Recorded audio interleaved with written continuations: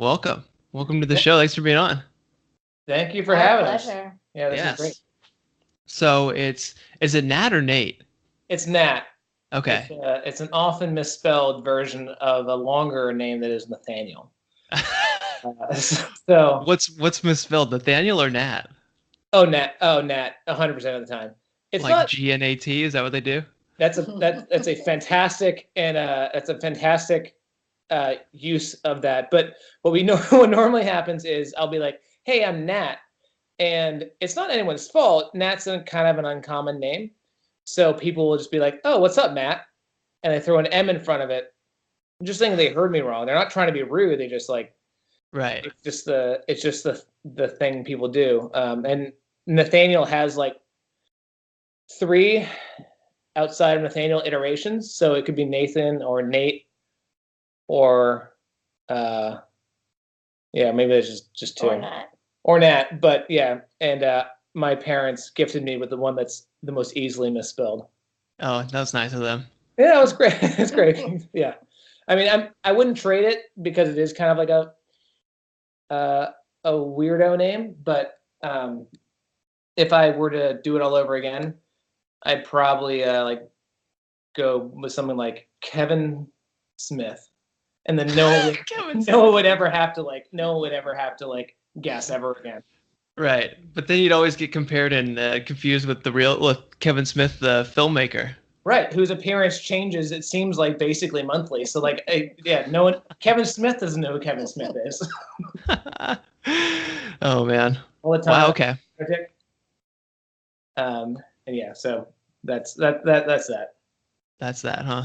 But you have like a good attitude towards it, because some people get mad. They get like upset when you say their name wrong, like Caroline or Carolyn. But you're like, just honest mistake. I understand, I get it. I get it. It's all in the name of good faith and trying to be polite and trying to understand like who this person is who's like approaching you. But yeah, I am jealous of the Nates and Nathans out there sometimes. like meet and greet type things that we go to where I should probably just wear a name tag even if they're not provided. Mm-hmm. Just embroider and wear an embroidered shirt or something. Just always have something that like lets people know, no, you're not here. It's just the way it is. That's what my first day of middle school, I was like, it's kind of a weird kid. And my mom has this business where she makes like t-shirts and pens and stuff for companies, for like small businesses or whatever. So I've always been able to like make my own t-shirts or whatever. So I made a shirt, just a white shirt that had the like, "Hello, my name is" kind of thing on it, like that sticker made on it. And then I had my name Travis on there, and wore it my first day of middle school, so everyone remember my name. I mean, I get it.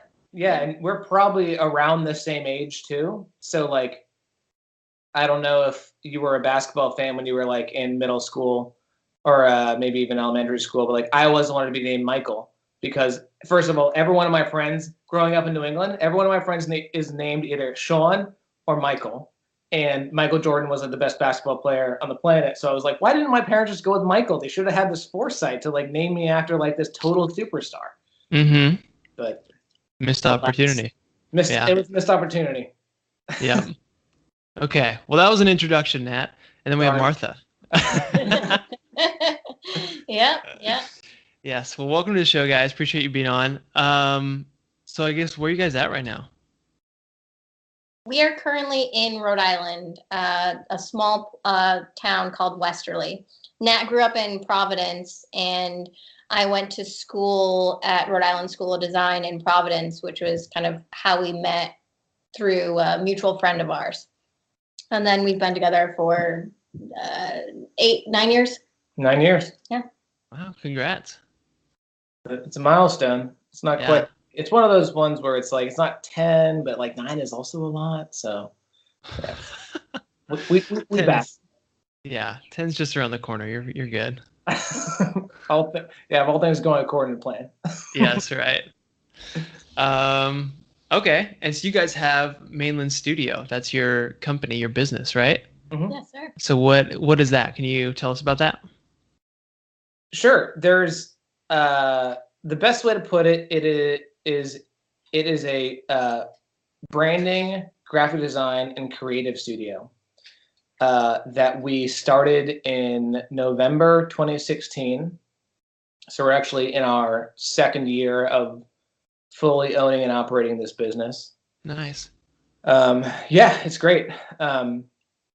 And what we do, I'm sure Martha can expound on this, but we work with small businesses and brands of various degrees and stages in their business, and work with them to create cohesive imagery around their brand, as well as build a story and a narrative around essentially where they want to go as a company.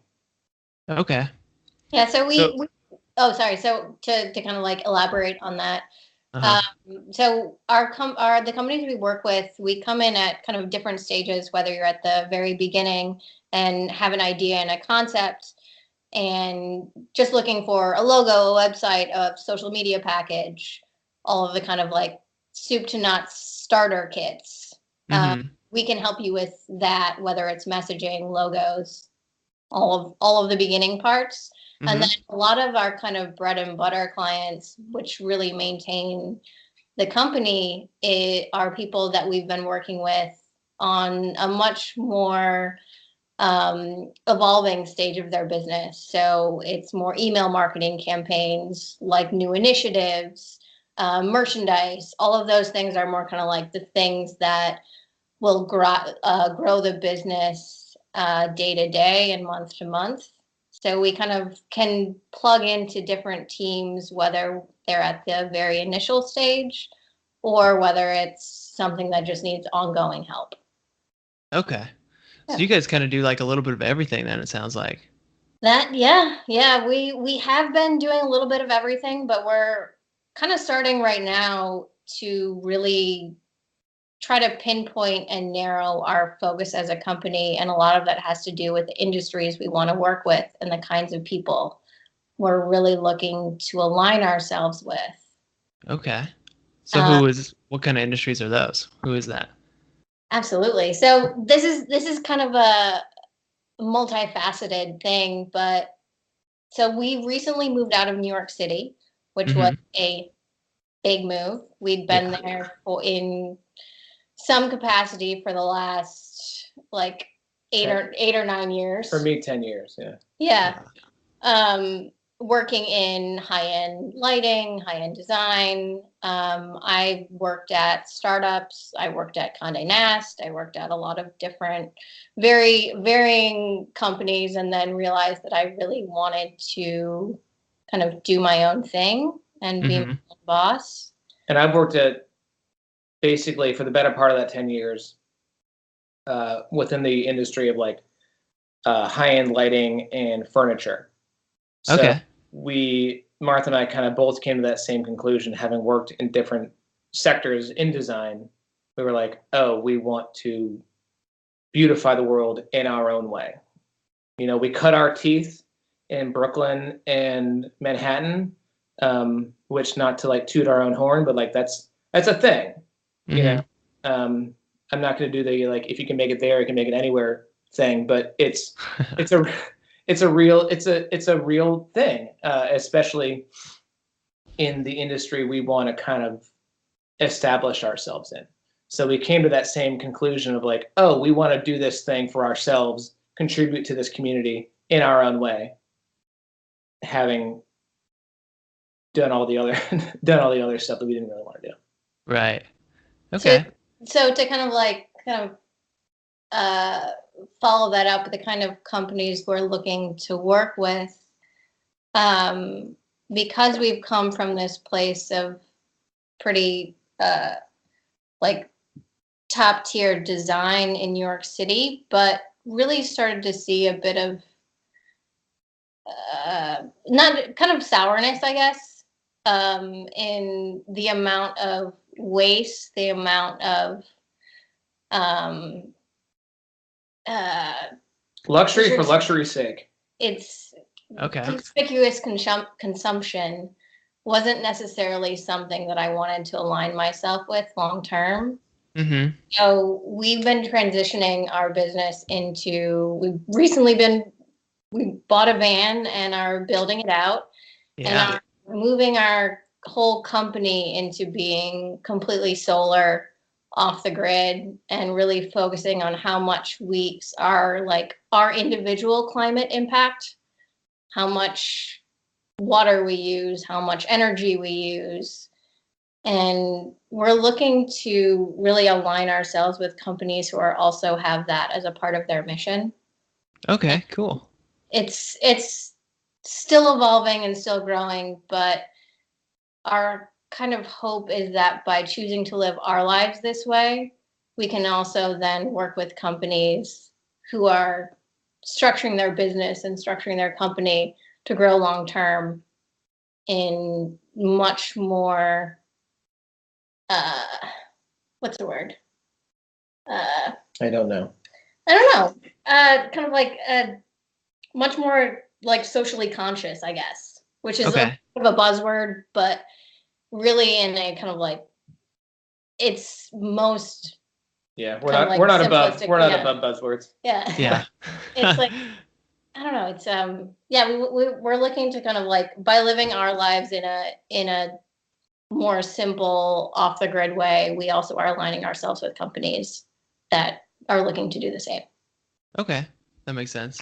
So are you guys still looking to kind of do like higher end luxury stuff within that, or just totally, or is it just kind of as long as it's more, I don't know, environmentally responsible and stuff?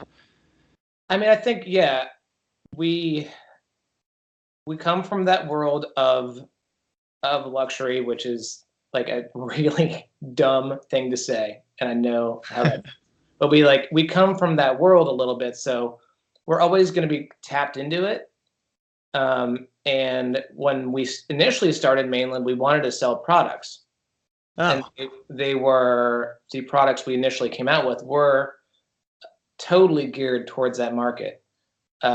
If we could, and we don't do that anymore for the most part. Now all the products that we were selling are proprietary elements we would add to an interior that we did. For instance, we've done a few different interiors projects. So like if you want our wall vase, for instance, you're gonna have to buy an entire interiors job to get one. But yeah, like we're from that world, so we do want to stick there a little bit, but we want to expand what we can do to kind of like maybe marry those two things. So they're not mutually exclusive. Yeah, no, definitely not.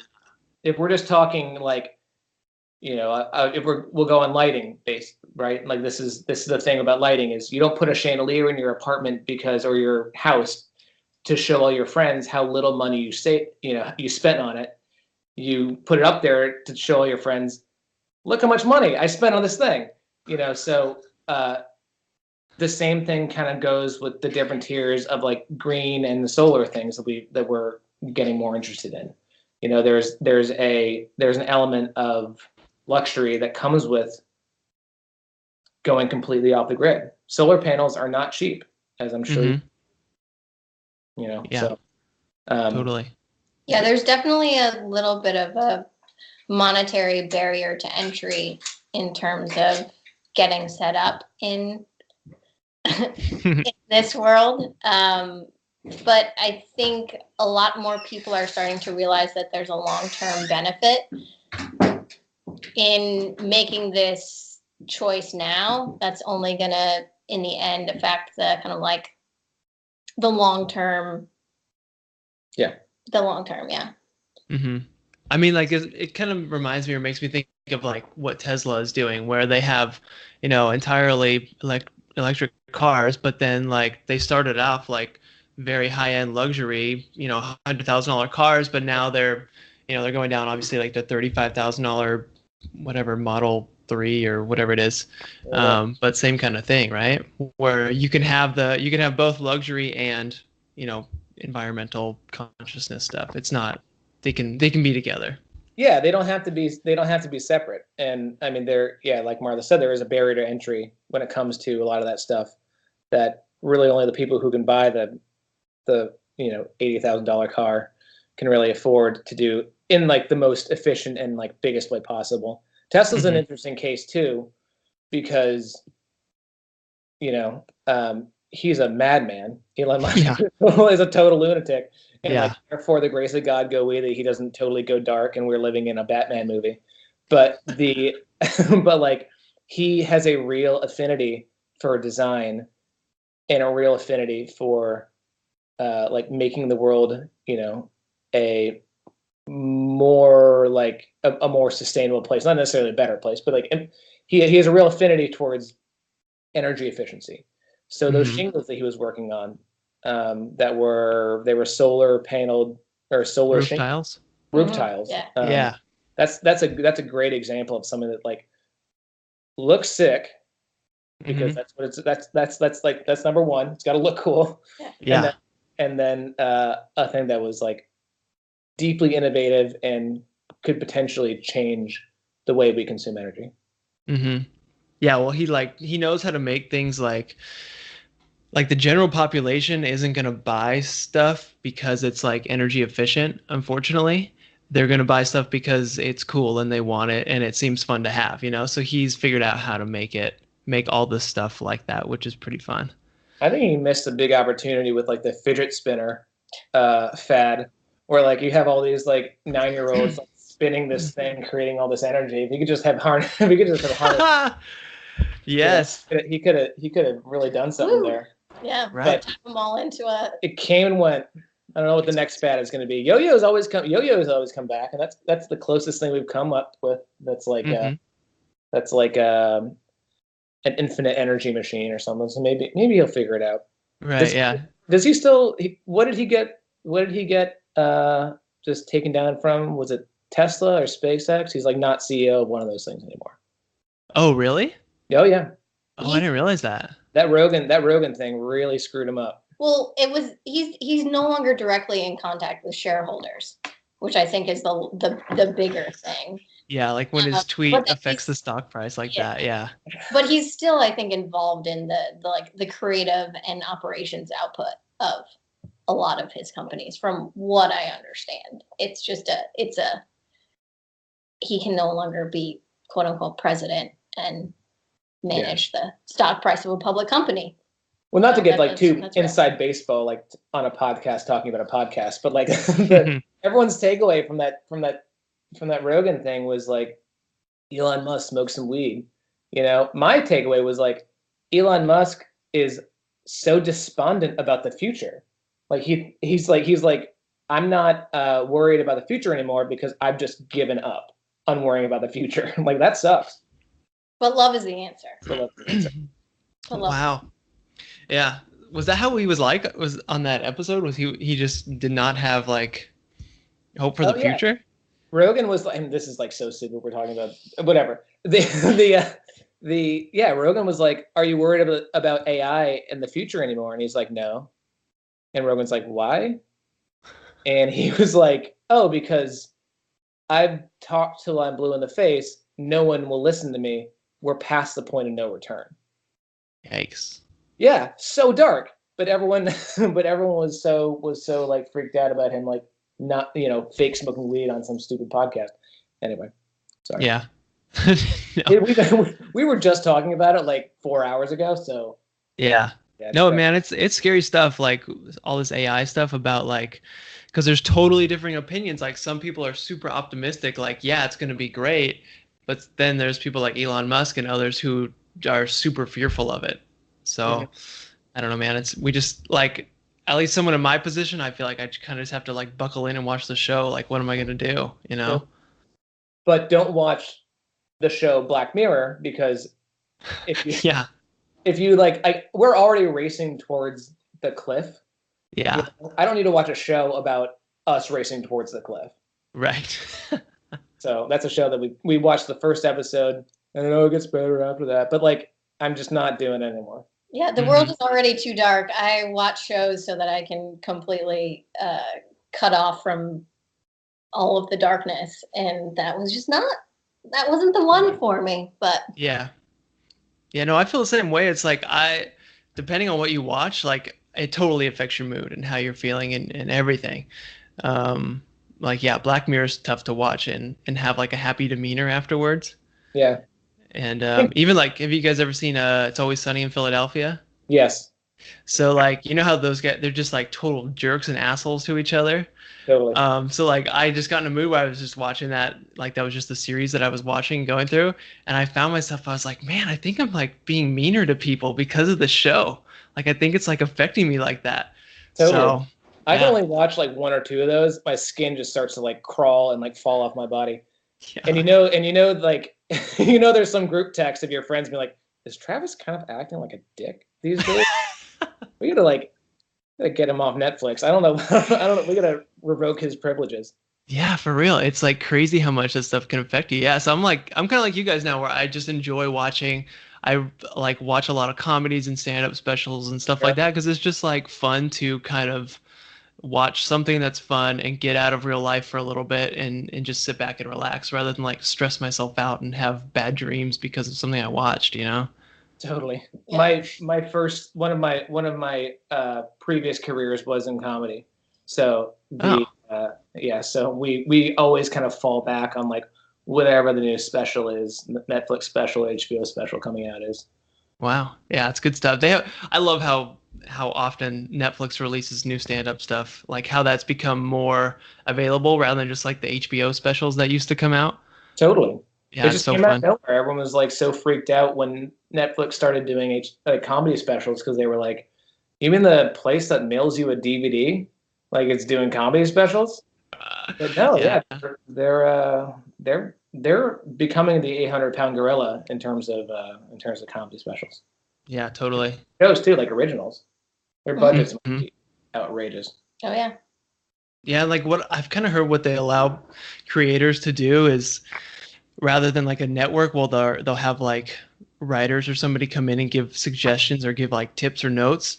Netflix is very like we trust you. You're like you're a funny person. You've done funny things in the past. You've been successful. Just go make your show, and they'll let you do that without like trying to change it to what the Netflix executives think are best. Interfering too much. Yeah, I mean, yeah, they've had plenty of opportunity to deplatform like comedians. I know Segura got like a lot of heat from his new special, and their Mm-hmm. whole, you're in trouble when there's a hashtag on Twitter about you.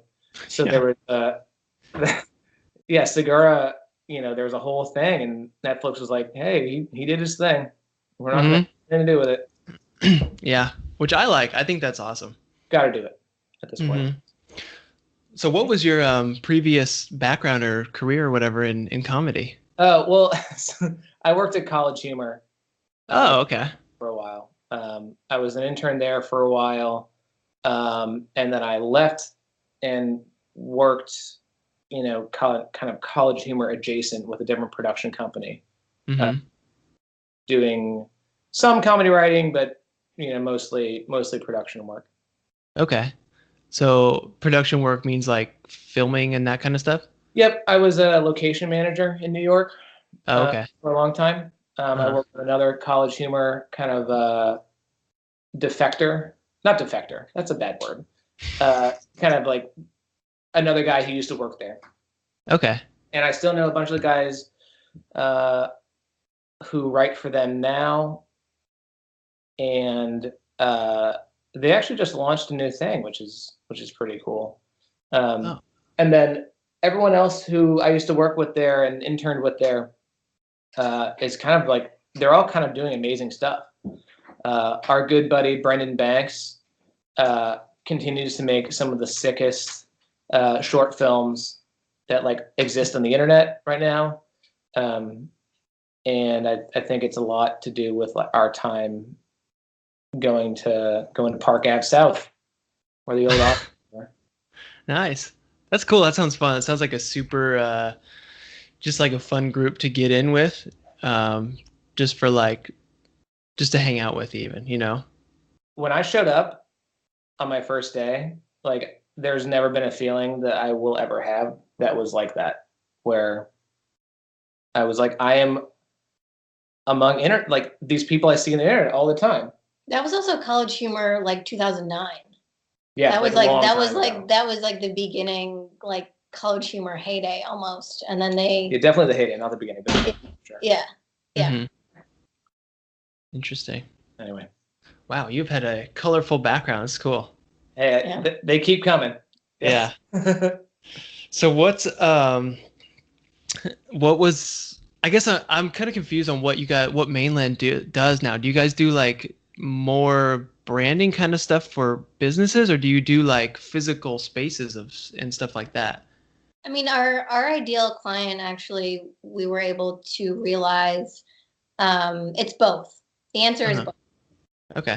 Our ideal client was working with our friend Mary Ellen Amato on the Rita restaurant in Red Hook, Brooklyn. In Red Hook, Brooklyn, where we used to live, and it was our local community, and she was able to get access to a space. I had previously done a kind of like, she was doing her own catering, and so I had worked on branding for her previously, and she was able to get access to this pretty amazing restaurant space, and she reached out to us immediately and was like, I want you guys to do our whole branding package, and also we need to kind of redo the space.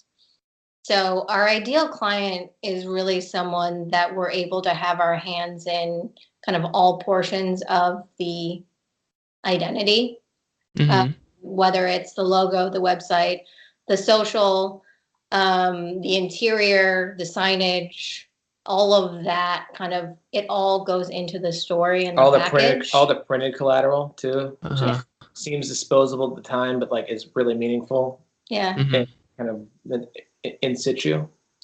So that's really been an amazing project to work on, and it only continues to grow as she launched last January, beginning of February 2018 was when she launched, kind of like opened the restaurant. And in the last few months, she's actually been able to grow and start doing her own kind of like package goods, and really been able to turn over a profit, which is pretty unique in a restaurant within its first year. And then she actually reached out to us recently to do a whole packaging for those products. And that was also kind of like, again, another next step in the evolution of her business. And we were able to be a partner with her in that. Okay. That's really our ideal version, is that we're able to set up a company and then also grow with them as their needs change and evolve. That's cool. That makes sense. I get that. We're kind of on deck. We're kind of always on deck. Like if Rita is a perfect example, because like her menu changes all the time, and she's such a dynamic I feel like chef or cook, just like it's not good enough. Food maven, like I don't know, whatever that word is that like I don't have the vocabulary for. Like she is that, and because of that, her menu changes all the time. So she's kind of constantly pinging us to be like, hey, we're doing this new thing, or hey, we're creating a packaged snack line. We need stickers for that. I mean, when we work with these clients, like we're in it as with you as much as we can be. Okay. So it's much more of a relationship that way. Right. That makes sense. Yeah. I'm starting to get it now, how you're just like involved with everything, because everything represents the brand or the business. Yeah.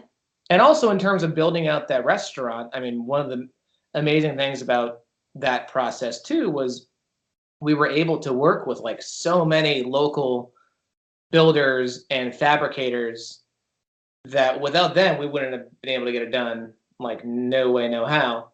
And it really kind of proved the point that you can build this stuff holistically and involve everyone who has a skill to bring to the table, whether that's just like painting a wall, or in our case, fabricating, iron and Corian countertops. Mhm. It was all skill levels involved and welcomed. Right. So you mentioned you have a kind of a background in lighting too, right, Nat? Yeah, that's right. That's cool. I have no background in lighting, but I feel like I really appreciate good lighting. And like my sister's an interior designer. Way there. What's that? You're 2/3 of the way there. Oh, okay. Yeah, like I don't know, it's just kind of like a natural thing where like harsh lighting just always bugged me, and when you have like a glare off of a bulb or something like that, it just annoys the crap out of me. And like even here in this apartment, it's just like a little one-room studio basically. But there's no lighting, no pre-installed lighting or anything like that. So I was like, man, what are we gonna do? I don't want just like one weird lamp in the corner or something. So I like installed this like super bright ass LED strip around like the whole room, so it kind of evenly lights it, and then it's all in a dimmer and stuff, so it feels pretty good. I feel like I did a pretty good job. Even this and a dimmer is definitely the way to go. It was a warm LED or a cold LED? It looks like it went warm. It's warm. This is a different light. This is the kitchen that you're seeing right now, but it's pretty similar. It's warmer. Yeah. That's the thing. I feel like when I walk into a room with that cold, and this is where the better angels of our nature really kind of get at us, in that so many of those like eco-friendly bulbs, right? That like we on paper love eco-friendly, love it to death. Yeah. But they give off this atrocious quality of light that like I simply cannot be around. Yeah. It's like I have to like leave the room. I have to like go in a closet and like light a candle, and like then my mood shifts. Yeah. But yeah, so LED technology though is getting so much better. Philips makes that crazy bulb, the Hue. It's got spectrum light. Don't quote me on this, but I think you can even, I'm not sure, but I think you can actually even grow plants with the new Philips Hue bulbs. You can control with your phone. You can actually take, I think, within their program, or there's maybe a program kind of like next to it, where you can, that little eyedropper tool in Photoshop. You can take a picture. Take that eyedropper tool and apply it to the bulb. So there's like a sunset. You like that particular like orange or red. You can apply it to that bulb. Yeah, it's pretty incredible. That's awesome. Yeah, it's a gift and a curse, the lighting thing, because I'm just like so narrowly satisfied in basically the lighting we have here is really good. That's because we have very talented friends who have like custom made all of our lamps for us. And it's a thing that was a problem as we're building out the van. I tried to translate an entire page of Mandarin Chinese in order to make sure that we had the right LED bulbs, or like the right LED lights that were going to go in. Oh my gosh. Yeah. It's not all it's cracked out to be. It's I wish I could just like pop in some like 10,000 watt halogen bulb and be cool. Yeah, right. But no, every time I walk into like one of those living room with a bunch of like really cold bulbs, I feel like I'm in a morgue. No. Yeah. But yeah, you're with the LED strip and the dimmer, you could go to the moon. Thank you. Yeah, I feel like I've done pretty good. Most people even like notice the lighting when they come in here, which is cool. Because it's a utility. You have to have light. It's not like a painting. Like theoretically, you can live your life, without a painting on the wall, or you can live your life without a sculpture or something like that. Like life goes on without those things. But when it gets dark, you need light. So that's where the utility of it comes in conflict with the aesthetics of it. Yeah. What is I think I came upon this like a few months ago. It's like some sort of pendant that was made a long time ago, like a just kind of like a pendant hanging lamp kind of thing, but it's supposed to give off like the best quality of light ever. It has like one little red shade on it and all these other little things. Have you ever heard of that? Yeah. Who was that? We're gonna totally fail you on this one. God damn it! I know what you're I'm gonna talking. look this up. I'm thinking of the Herman Miller bubble lights, but it's not that. It's the what was it? Wow. Sorry, pass. Yeah, I wish we had this one. Shit. Yeah, God, that thing is so cool.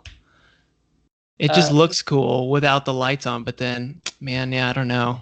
We'll figure it out. Yeah, it disperses the light, and I think I know I can like see an image of it. Disperses the light in a way that feels really, really good. Yeah, it has a bunch of different like kind of things that are jutting off of it, I guess. I don't know if it's true or not, but it sold me. It looks cool. Can I ask you about your rebrand and how that went? Oh, it's going good so far. I mean, I just kind of changed the title and the name of the show and everything just switched over in people's podcast feed and everything like that. And now I can talk about a whole bunch of different stuff. Like I just talked to the ice cream king. He like reviews all these different ice creams and, just crazy stuff. It just allows me to indulge in my own interests and curiosityness kind of stuff, I guess. Did you find, and we can cut this out or whatever, but or chop it up. But did you find that the van thing was too pigeonholing? Because I will say that while we're doing the van thing as well, it's really not what we want to be known for.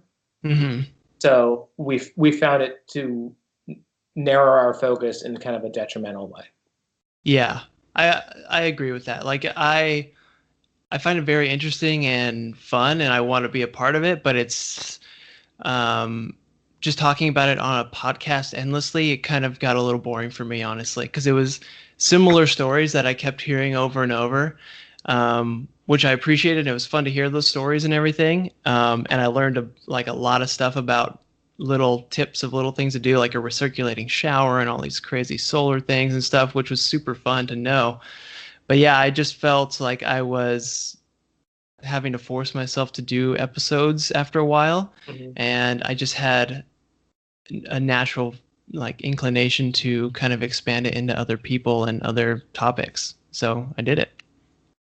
Yeah, that totally makes sense. That's definitely what we've been talking a lot about that, because we are doing the van build, but it's not something that we want. Again, like Nat said, we don't necessarily want to be known for. It's a tool and literally a vehicle for us to get to new clients and new projects. It's not the end all be all.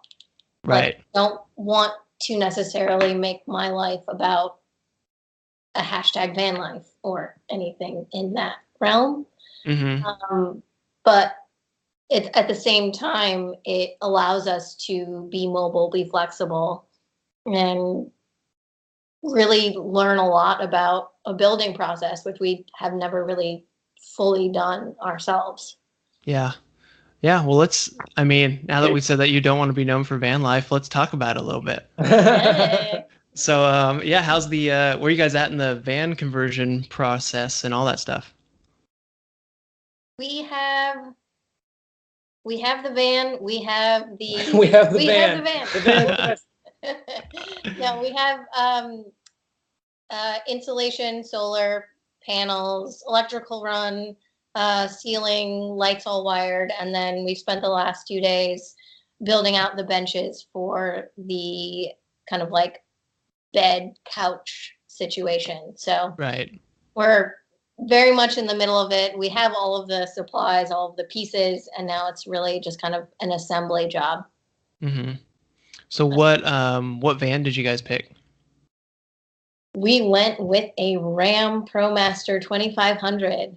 All right. 9-inch wheelbase, high top, and that was that really can speak to a lot of the reasons why we went with that van in particular. We just listened to Campers and Vans and Coffee, and we just figured that all those guys, like, they had the right idea. No, well, I mean, some of them did, I think, right? But the no, we're not millionaires, so we weren't going to buy an off the lot Mercedes. Yep. I am a deeply anxious person, which means I'm not going to buy a Mercedes van with like 250,000 miles, even though like, don't worry about it, man. It's fine. We're not doing that. So we had a Kia Sorento, which shout out to Kia. Love those guys. It's so silly. Like our brand loyalty is dependent upon the most bonkers set of criteria, but we loved our Kia. And we wanted to trade it in. So we got a 2017 Ram ProMaster, 159-inch wheelbase, the high top, so we could stand up in it. And we weren't going to buy the Ford, the Transit, because they were dealing with some recall issues we weren't super stoked on. Aforementioned nervousness. Yeah. And that Nissan is just too ugly to exist in this world. Yes, like, for real. It looks Weird like sneaker. a Reebok. No. Yeah, it's like it was too. I mean, outside of it being like rear wheel drive, which doesn't make any sense to me.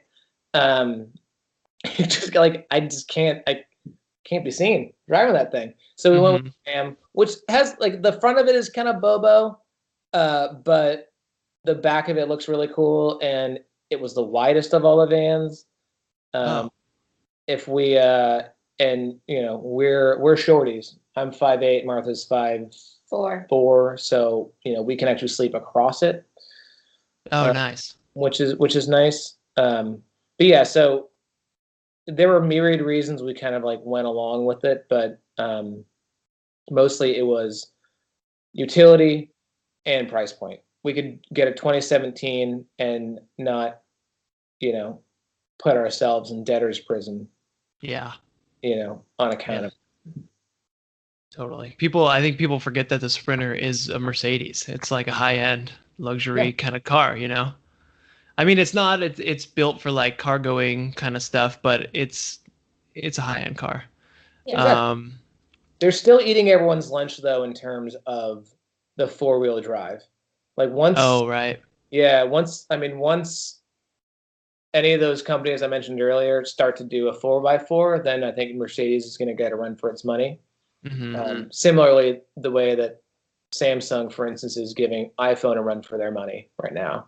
You know, the Samsung phones are basically better phones at this point. Well, mostly because they have a better camera.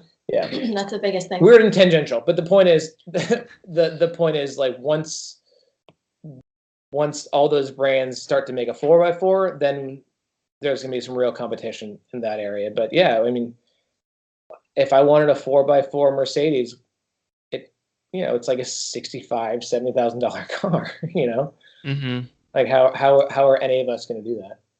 So we make if maybe all of us combine our money. I'm sure you got some friends and I have some friends. We can all pool our money. We all buy one big van. Right. We do that, but yeah, not for us. Yeah, it's crazy, and it's interesting. It's weird how almost universally people agree that Nissan van looks pretty ugly.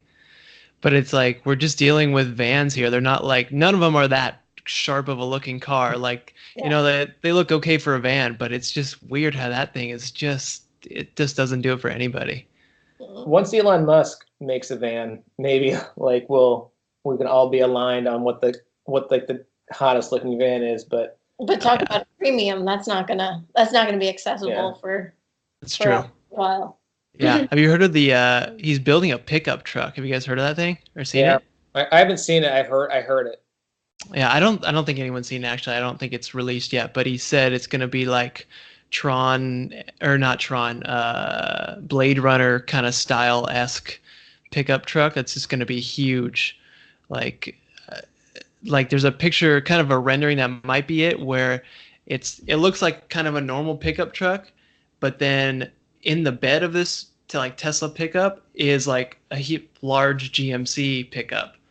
So it's like, how big is this thing going to be, right? That is so peculiar. Yeah, so I don't know. And he said, he's like, I don't even know if there'll be that big a market for this thing. It might be kind of weird, but he's like, I'm just building it because I really like it. And he's like, if it doesn't sell well, then we'll kind of maybe have to retool and build a like more normal style pickup. But yeah, this thing, I can't wait to see. It's going to be like insane. That's the most Elon Musk description. Is like, I'm I'm just gonna build do it because I like it. If it doesn't sell, fuck it.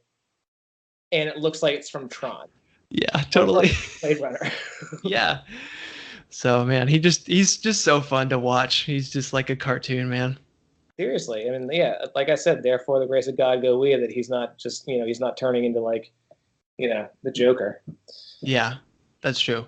But it's like he's got a lot of pressure on him. It's understandable that he's kind of a little kooky and weird. Yeah, yeah, a little bit. We listened okay, so to the episode, sorry, but I was saying we listened to the episode with the serial guy. I'm not going to attempt to pronounce his website. Yeah. but yeah, that was great. Cool. Well, thank you. Yeah, that was really fun to listen to, and like he's all over the place, but in a totally awesome way. Yeah, he was fun to talk to. Typical kind of like food blogger, but that was great. Yeah. But at any point, I love the passion that he was able to like he's found his thing. Oh, yeah. So it's so obviously so exciting. And whenever you talk to someone who's like, they've found their thing, it's like, that's the amazing light bulb moment where you're like, you love this. This is your thing. Which, to bring it full circle a little bit, is like, these are the brands we're trying to target. We're not, if you're just trying to, make a new drink and you're just trying to make some money with it, then it's not really our thing. But if you're, let's say we're working with an iced tea company right now, for instance, and they're called Granny Squibs Iced Tea, and the ingredients are really simple, and there is passion through every ounce of what they put out there. So that's a company that we really want to be a part of. If you're just some new vodka company, or all you're trying to do is make some money or do that, it's not really our thing. It's the passion projects we want to be part of. Yeah, I think it's cool how I don't know if there's really a shift, but it feels like there's a shift at least to that kind of stuff where brands are more they care more about their stuff that they're doing rather than just like trying to make as much money as possible. And people can really connect to them. Like, I don't know who was kind of it seems like maybe Coca-Cola or something was kind of like the first big brand where people like, they're like collecting stuff that with Coca-Cola on it and all this crazy stuff. But it's just like, it's fun when a business and a brand can be more than just something you buy. Yeah. Well, I think that's also what a younger audience is starting to bring to it, is that we don't just want to be aligned with whatever company you buy off the shelf. You want to be part of a company that has something to say and has a perspective. And will give you not just a product, but also allow you to buy into an experience. Yeah. So how far does it go? Do you think it like a toilet paper company could do something like that? Or are people just going to buy for price? Well, I think that's when you get into utilitarian products versus something that is more disposable income. So something you need, there's always going to be, well, I'm going to probably, unless you have more income, you're going to buy the cheapest thing. Right.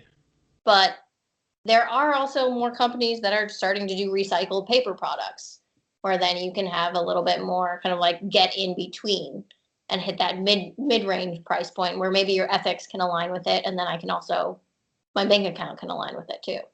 Yeah. But I think it generally tends to fall into like utilitarian products, a little bit harder to hit the higher goals and logic and ethics when we're all just trying to live and be people. Well, the toilet paper is a good example too, or it's an interesting example in terms of marketing and branding, because every brand of toilet paper is within a few cents on one side or the other of each other.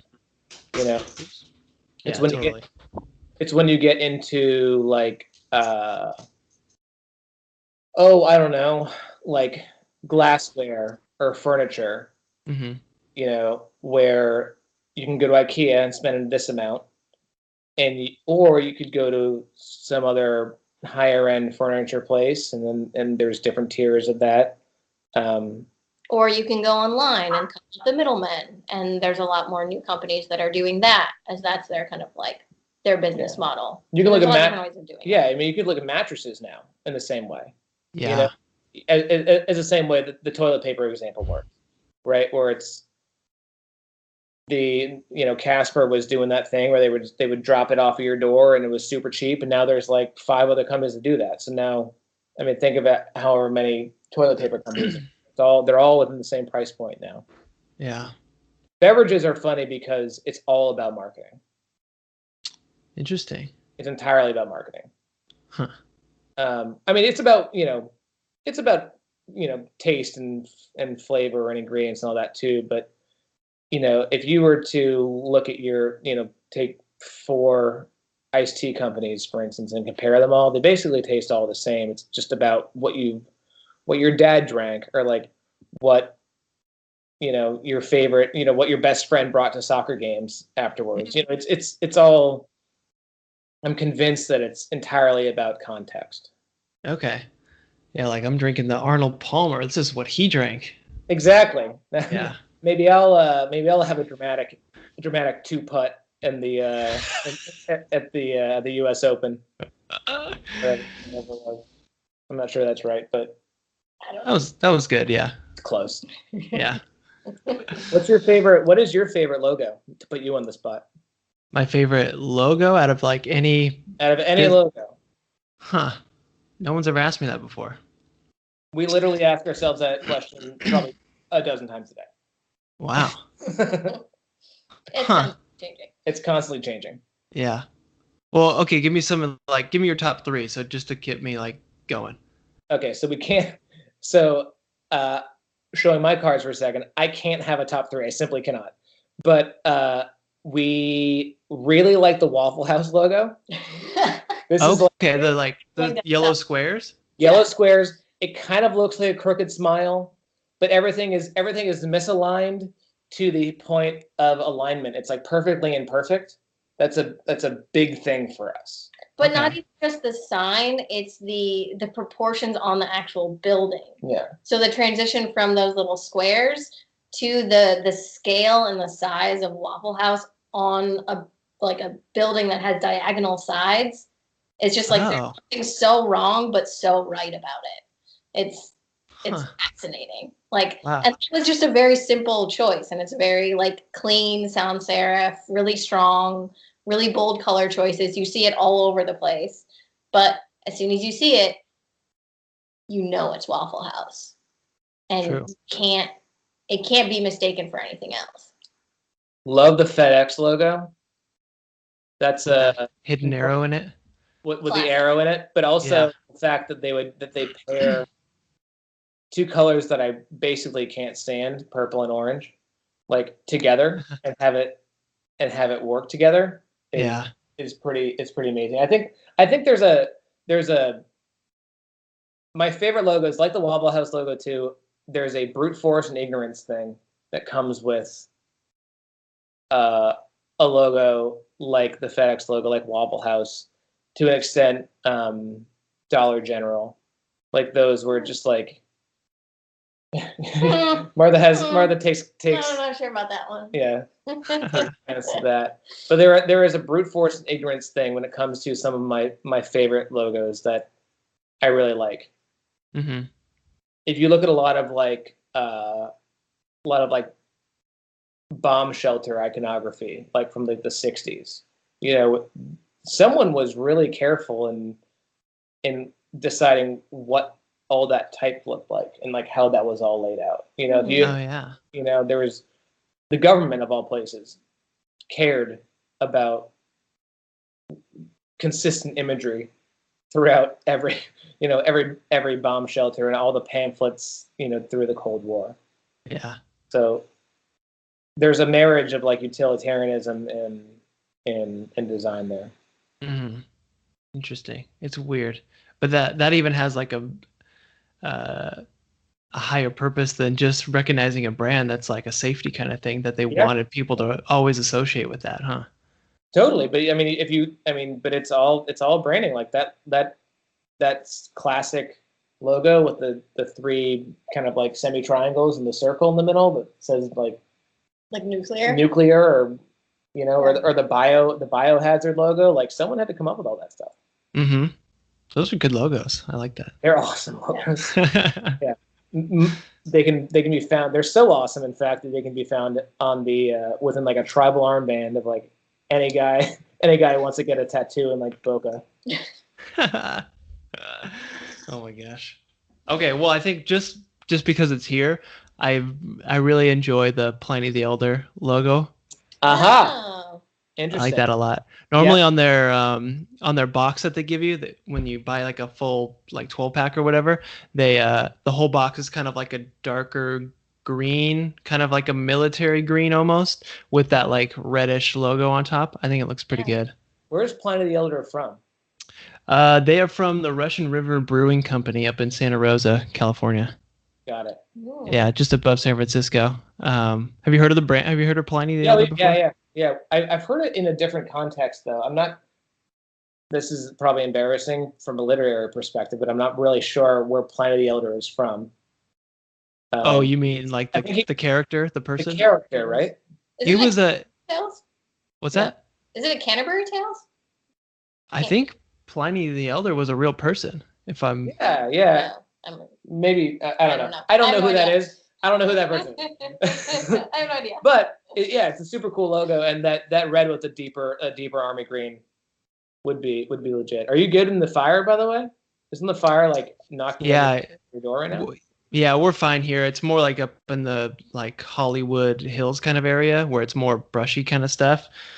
Here we're pretty good. We're right by the ocean and just kind of city stuff. But yeah, it's close where we can like feel the smoke and the soot from it. Dude. Yeah. Like there's a we're reading a book, and by read I mean listen to a book.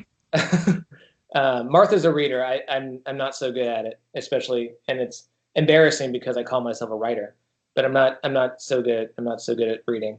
About the Donner Party.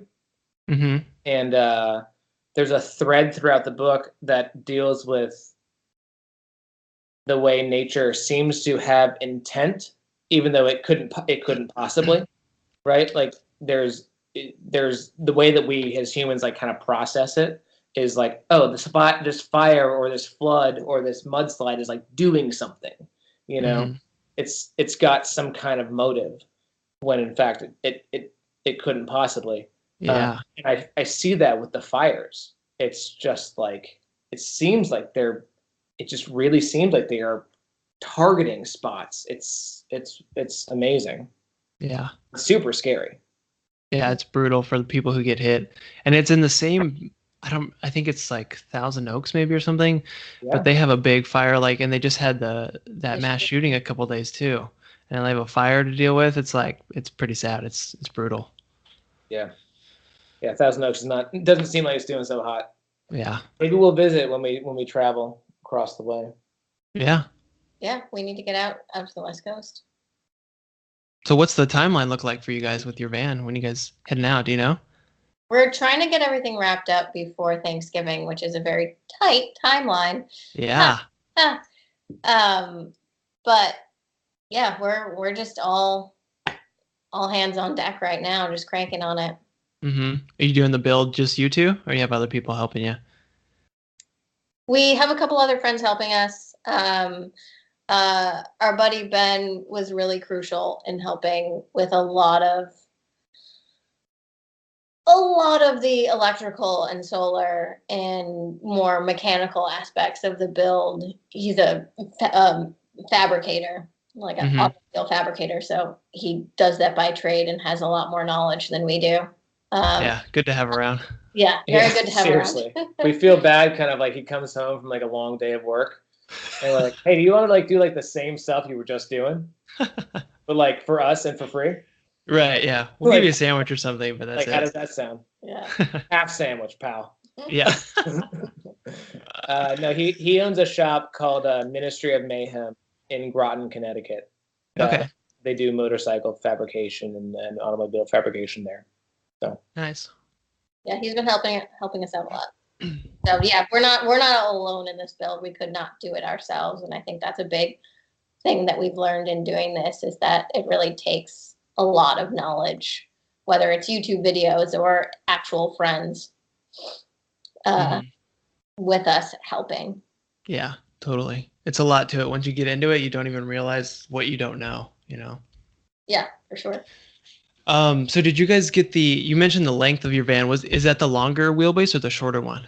the longer one. Okay. It's a longer wheelbase. We didn't get the extended body, which, I mean, it adds another 18 inches, I think, which is actually quite a lot. But this one, the 2500 with the 159-inch wheelbase fits in a standard parking spot. Yeah. So that was kind of a big deal. That's gonna be super nice. I mean, those 170-inch Sprinters, it's got to be like driving a school bus, right? I mean, they're longer than the short bus, right? It's like not. Oh yeah, that's a good point. It's got to be like driving a school bus. I mean, if you're trying to like stealth camp, which we're not trying to do all that often, but you know, we have to engage with reality some days, you know, and like I don't really want to like see a parking spot that a tank could fit in and be like, it's too short, and like have to like figure out like another spot. So, and this is also fairly maneuverable. It's got the best what do you call it, turning radius. Oh, okay, nice. Of all the vans. Yeah, we did a kind of test drive a couple weeks ago. Went down to North Carolina for a wedding, parked in Shenandoah National Park on the top of a mountain, and then came back up and spent 2 days in New York in our old neighborhood, like literally stealth camping on the streets of our old neighborhood. And that was a really good test case of being able to really make it work. And even though we were just on like sleeping bags and camping mattresses in a construction site, basically. Yeah. But that was a really good opportunity for us to kind of try out living in the van and get a better sense of really how we want to live in this space, so that now we're back in Rhode Island actually building the furniture and building the stuff and have a better knowledge base to come from. Yeah, well, I'm stoked to see how yours turns out, especially with your background and this kind of stuff and in designing spaces and lighting and everything. I'm curious to see what you guys do. It makes it very difficult because it is like I'm totally guilty of this, and like Martha's background is totally in art and design from start to finish. Martha has been in art and design. She went to an arts high school. She went to arguably the best art and design college in the country. My background is not in that. I learned it all kind of like on the fly. So we have these kind of like, they're probably mundane to Martha because she probably approached them when she was like 15 years old and she's already been there, done that, bought the t-shirt. But like we have these like discussions where I'm like, but like, doesn't this do that? And doesn't this make it look like that? And she's like, let's work through it, and you'll come to the same conclusion I came through. Yeah. And then, we have these kind of like fights where we basically are like, no, you're right. No, you're right.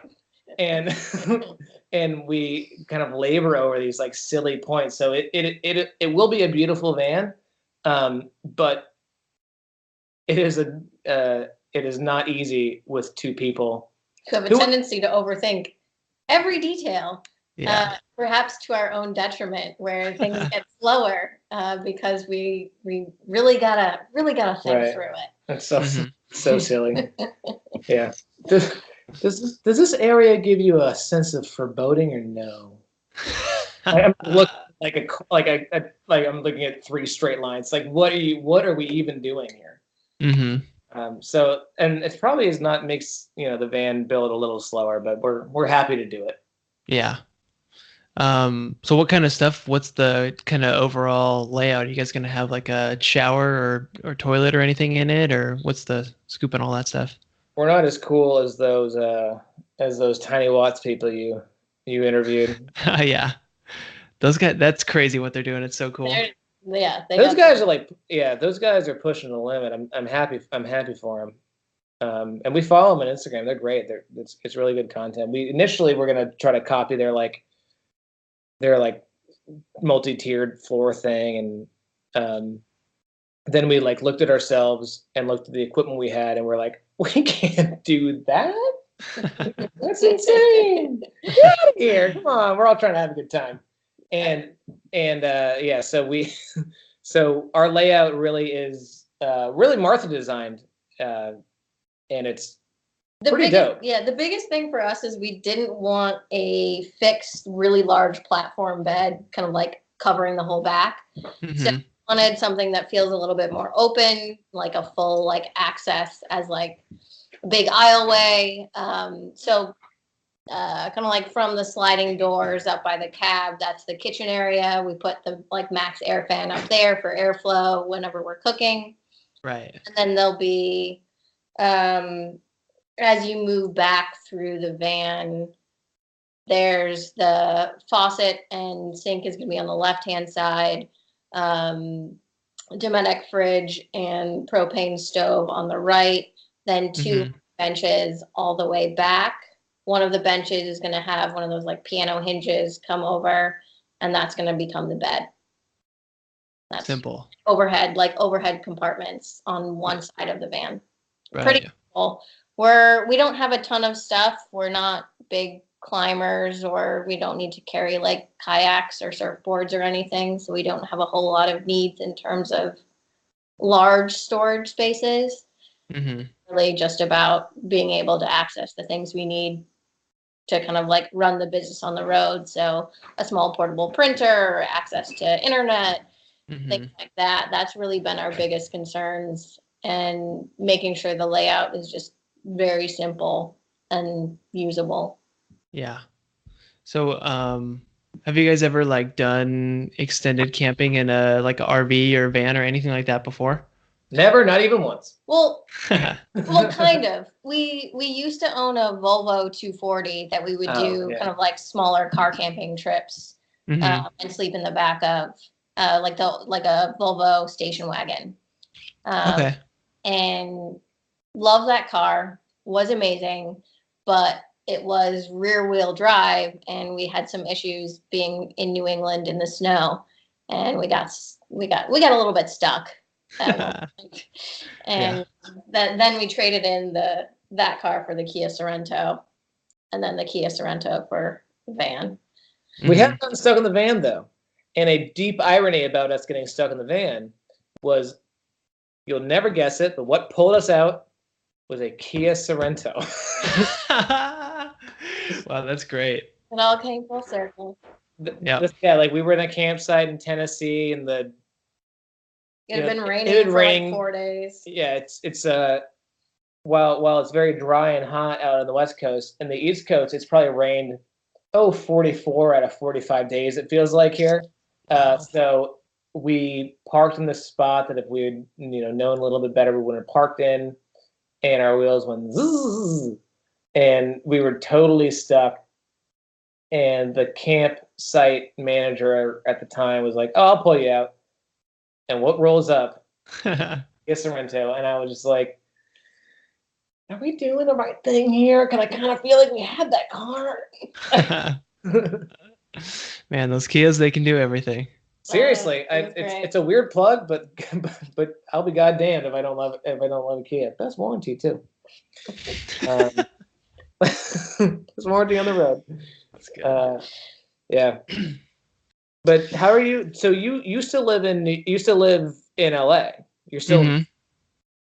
Yeah, I live in Long Beach here. We rent a little studio here.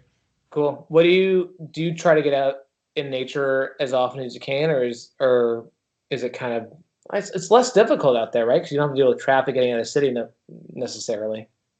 Yeah, no, it's great where we're at because we have like I'm right on the beach here, which is nice.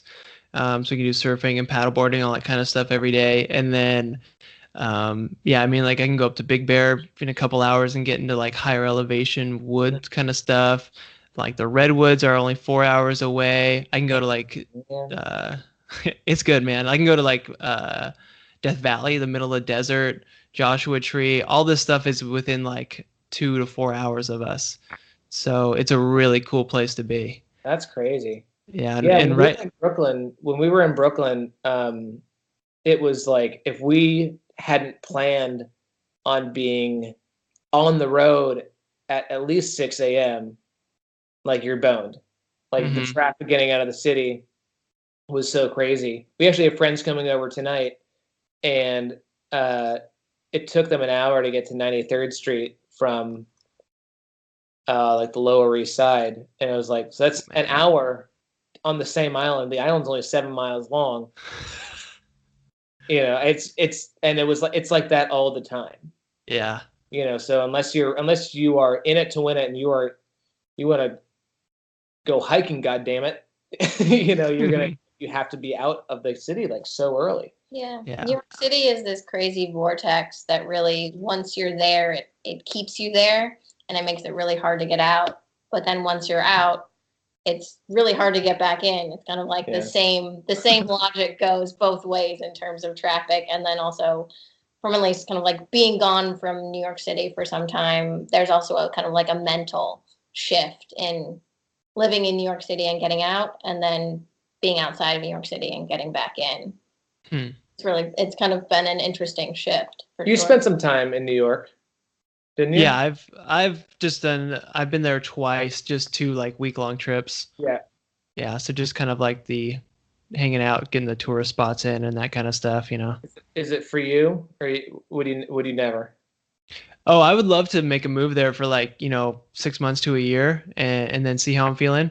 But I definitely have that like LA like pull for Hmm. some reason. Like it just when I'm coming back and they announce that we'll be landing at LAX, I just kind of feel like more relaxed. So I don't know what it is, just a different vibe, probably just because I grew up here is all. But yeah, I enjoy it here, and I have a Jeep and I kind of built this whole little camping setup in the background, so um, I can take all that stuff out and do everything I want to here. So I enjoy it, but I would love to explore and move to some different parts of the country and the world even. Hmm. Can't spell relax without LAX. Oh, that's good. I just That's made that good. up. I'm sure I'm not. I'm sure I'm not I'm the sure only that's one. not the Yeah. first time. But in the interest of taking credit for other people's work, Yeah. I'll I plant my flag in that stupid pun. That's good. Man, we've been talking for like an hour and 15 now. Yeah, man. Yeah, This has been good. this has been really fun. I really appreciate you dealing with all my frantic and long-winded emails. It was once we no like once like we listened to the podcast and like we've listened to every episode. It was like Mhm. you're a good interviewer, and we wanted to get on and get on your same page. Cool. Well, yeah, I appreciate you guys saying that. It was fun talking to you. Totally. Cool. So, just to wrap up, where can everybody kind of find you guys? You can find us at our company website, mainland-studio.com. And then we also have our Instagram handle is just Mainland Studio. And then we both have our personal, I'm Martha Main and that's Nat Tingley. Yeah. Nat Tingley on Instagram, Martha Main on Instagram, Mainland Studio on Instagram. That tends to be the most powerful tool we have in our toolkit. Plus, we kind of can't stand uh, any other form of social media outside of Instagram. So Uh, you yeah. won't. It's on Facebook. I mean, you can, but that's a symptom of being on Instagram. Yes. There's a presence there, but it's just an illusion. It's just an illusion. Don't peek behind the curtain because you won't find anything. Yeah, I'm the same way. Totally, dude. Yeah, I don't know. Instagram is the best. I wish I Yeah. spent a little bit less time on it. I think iPhone came with that new thing where it tells you how much time you spend on each app. And Yeah, I don't want to that know. is some grim arithmetic, I think. No, it's great, man. It cuts you off after like I have mine set to like 20 minutes a day, and then it cuts you off. Doesn't let you get on there. 20 minutes a day. Oh my Yeah. God. What do you do? What do you do the other times a day? I just say ignore and I go back on Instagram. Cool. Well, yeah, super fun talking to you guys. Thanks again. Appreciate it. Yeah, Yeah, well, absolutely. Thanks so much for your time too. And hopefully we'll see you soon. We'll holler when we're in LA. Yeah, that would be great. We'll hang out for sure, meet up. And definitely, if you ever want to come to the Ocean State, you let us know. Yeah, I will. That'd be fun. All right, man. Cool. Well, thank you. Thank you so much.